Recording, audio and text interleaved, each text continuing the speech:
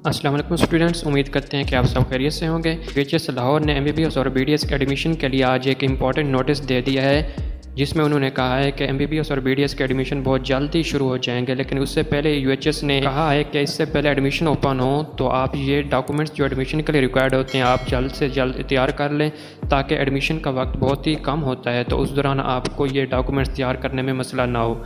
ये डॉक्यूमेंट्स कौन से होते हैं और क्या होते हैं और कहाँ से प्रिपेयर करा। सबसे पहले आपको बताते हैं कि 5 डिफरेंट टाइप्स ऑफ कैटेगरीज होती हैं, जिसमें ओपन मेरिट आ जाता है, अंडर डेवलप्ड डिस्ट्रिक्ट आ जाते हैं, इसके अलावा डिसएबिलिटीज़ वाले स्टूडेंट्स आ जाते हैं, इसके अलावा चोलिस्तान वाले और कुछ ओवरसीज़ पाकिस्तानी जिसमें डुअल नेशनैलिटी आ जाती है। सबसे पहले आपको 10 डॉक्यूमेंट्स ऐसे बताते हैं जो इन 5 कैटेगरीज से ताल्लुक़ रखने वाले हर कैटेगरी वाले स्टूडेंट्स जो हैं ये 10 डॉक्यूमेंट्स जमा कराएंगे। तो ये 10 डॉक्यूमेंट्स कौन से हैं? इनमें से अक्सर डॉक्यूमेंट्स लास्ट ईयर भी थे, लेकिन कुछ चेंजिंग भी हुई है। वो चेंजिंग क्या है वो लाजमी आप देखिएगा इस वीडियो को, और चैनल पर फर्स्ट टाइम है तो चैनल को लाजमी सब्सक्राइब कर दें।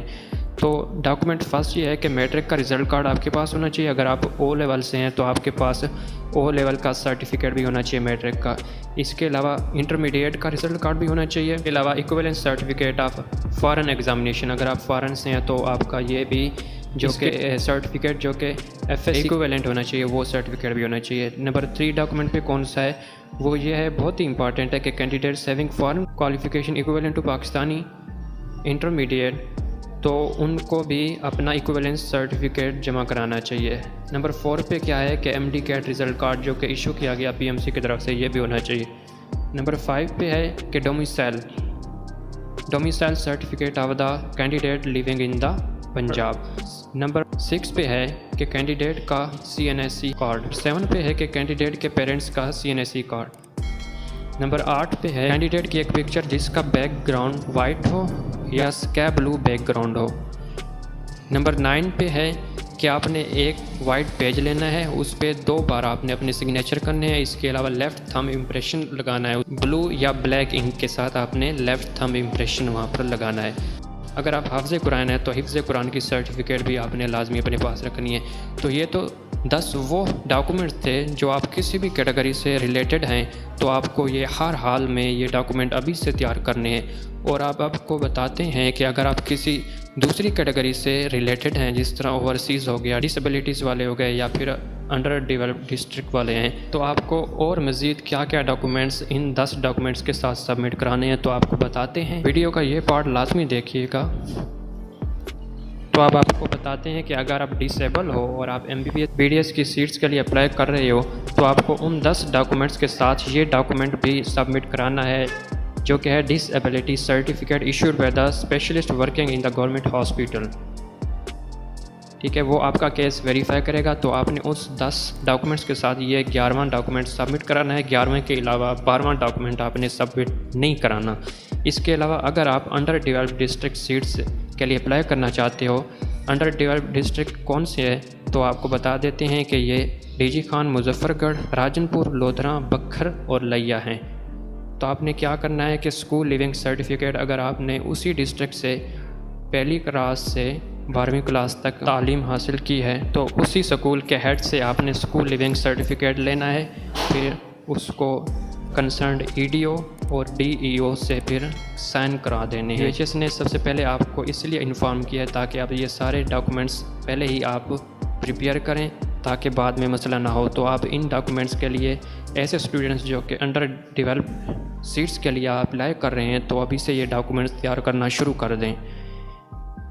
इसके अलावा स्टूडेंट्स जो कि चोलिस्तान सीट्स के लिए अप्लाई कर रहे हैं तो उनके पास ओरिजिनल सर्टिफिकेट होना चाहिए जो कि चोलिस्तान डेवलपमेंट अथॉरिटी से इशूड किया गया हो। पास स्टूडेंट्स जो कि ओवरसीज़ पाकिस्तानी हैं जो कि डुअल नेशनैलिटी रखते हैं तो उनके पास स्टे कार्ड भी होना चाहिए, पाकिस्तानी पासपोर्ट होना चाहिए अगर वो पाकिस्तानी ओवरसीज़ है, अगर वो फॉरेन पासपोर्ट भी होना चाहिए अगर वो उसके पास डुअल नेशनैलिटी है।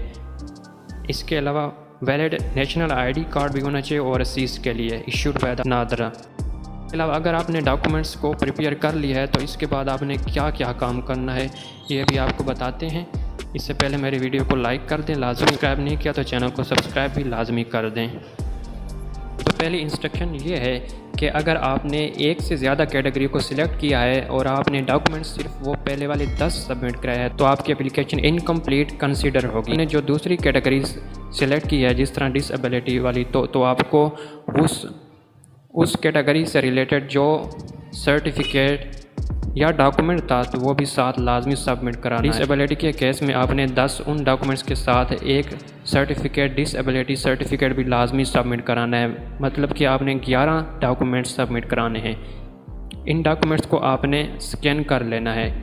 स्कैनिंग के लिए क्या रिक्वायरमेंट होनी चाहिए ये आपको बताते हैं कि फ़ाइल का साइज़ 2 MB से ज़्यादा ना हो, आपकी जो फ़ोटो है वो JPG और PNG फॉर्मेट में होना चाहिए।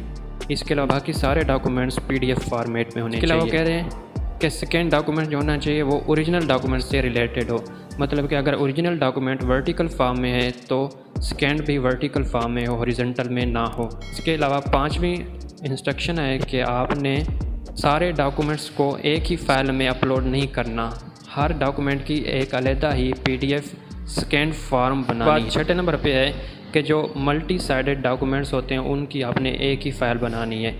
जिस तरह CNIC कार्ड होता है उसकी एक साइड की एक पिक लेनी है, फिर दूसरे साइड की पिक लेनी है, उसकी एक ही आपने फ़ाइल बना देनी है।